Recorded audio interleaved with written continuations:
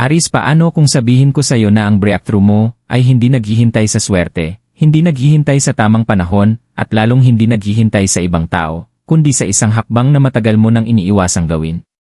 Nararamdaman mo yon, hindi ba? Ang tahimik na tulak. Ang hindi mapakaling apoy sa dibdib mo na nagsasabing may kailangang magbago. Ang pintuan patungo sa kayamanan ay hindi nakakandado. Kailanman ay hindi ito isinara. Naghihintay lamang ito sa iyong lakas ng loob. At narito ang katotohanan, sa sandaling magpasya ka, tunay na magpasya, doon nagbabago ang lahat. Dahil para sa isang Aries, ang isang matapang na hakbang ay hindi kailanman maliit, ito ay tadhana na kumikilos. Aries, hindi ka kailanman natakot sa paggalaw. Ikaw ang tanda na tumatakbo papunta sa mga hamon habang ang iba ay nag-aalinlangan. Matapang, masigasig, at ginagabayan ng instinct, dala mo ang likas na apoy na hindi pumapayag na makontento sa pangkaraniwang buhay. Ngunit pagdating sa kayamanan, maaaring pakiramdam mo ay para kang tumatakbo ng hindi umaabante. Nagsusumikap ka. Nakikipagsapalaran ka. Patuloy kang sumusulong ng may kumpiyansa. Pero kahit anong gawin mo, ang breakthrough na inaasahan mo ay tila laging isang hakbang sa unahan mo. Ang hindi nakikita ng marami ay ang tahimik na pagkadismaya sa likod ng iyong lakas. Hindi ka nagrereklamo. Hindi ka nagmamakaawa ng tulong.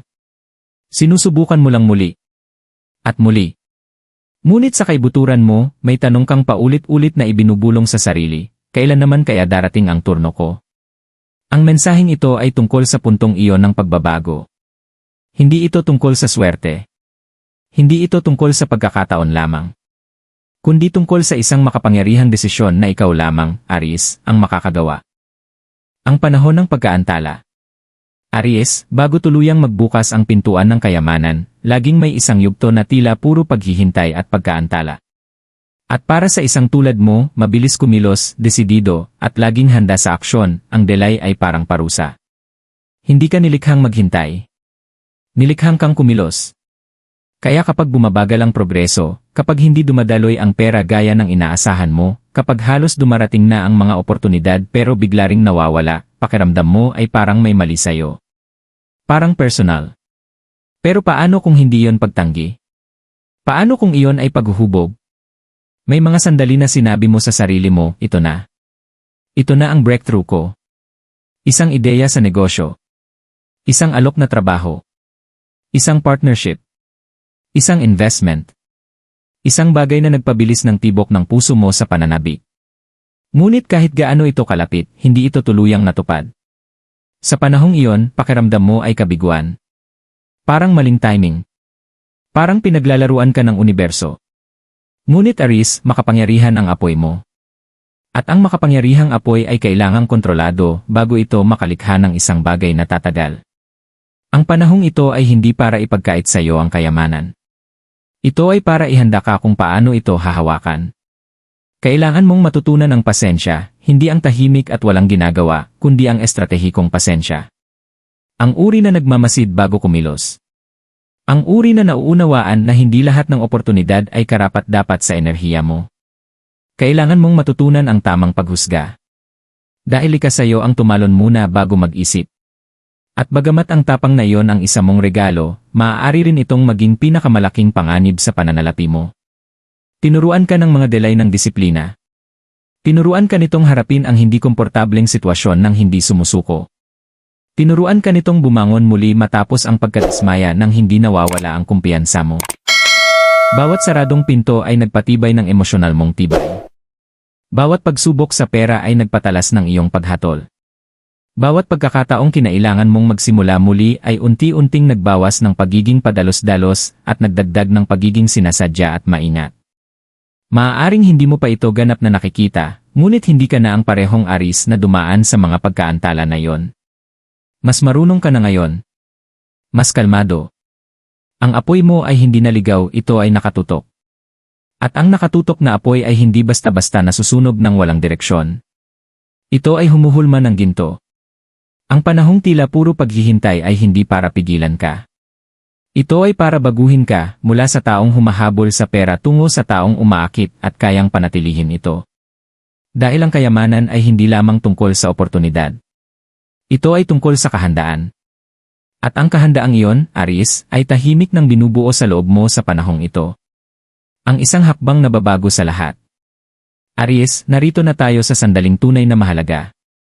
Hindi ang mga delay sa nakaraan. Hindi ang mga napalampas na pagkakataon. Hindi ang mga aral. Kundi ang isang hakbang. Sa kabila ng lahat ng pinagdaanan mo, may isang bagay ka pa ring iniiwasang gawin. Ilang beses mo na itong naramdaman.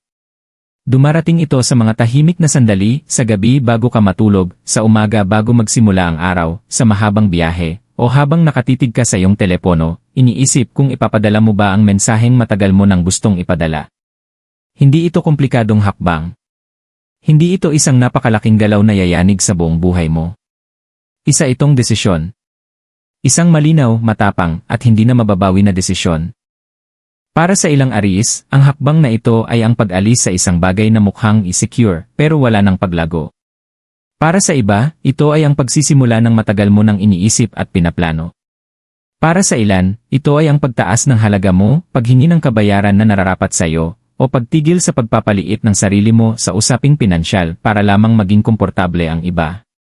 At para sa maraming Aries, ito ang tunay na hakbang. Tigilan ang paghihintay ng pahintulot. Ikaw ay likas na tagapagsimula. Ngunit sa pagdaan ng panahon, nagsimula kang maghanap ng kumpirmasyon. Nagsimula kang kalkulahin ang bawat posibleng resulta.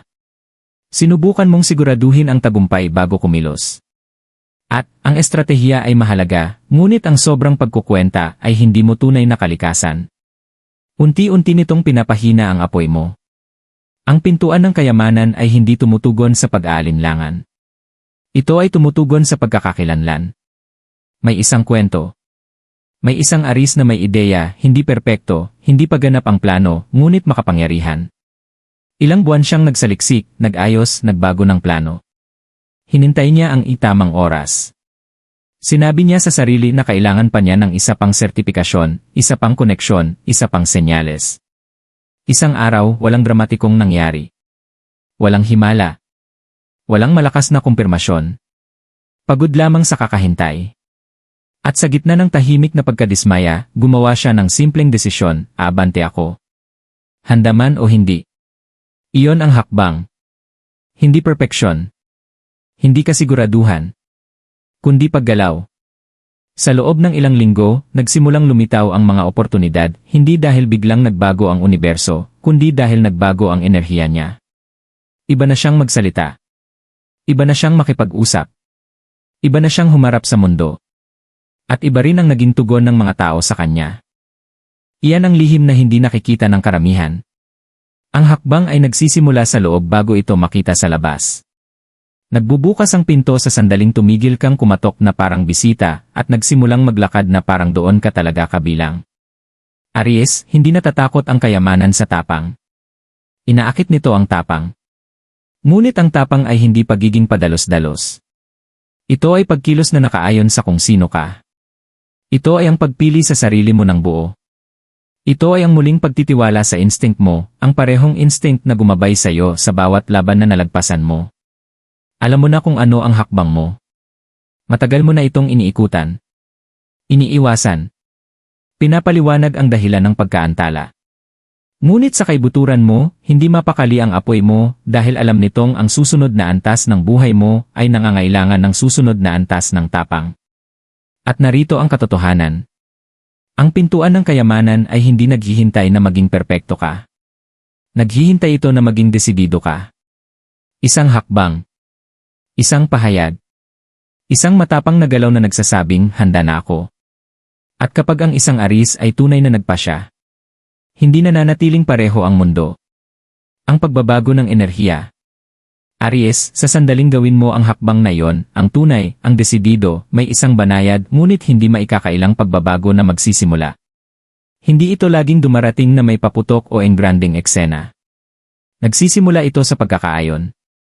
Gigising ka na mas magaan ang pakiramdam. Mas malinaw ang isip.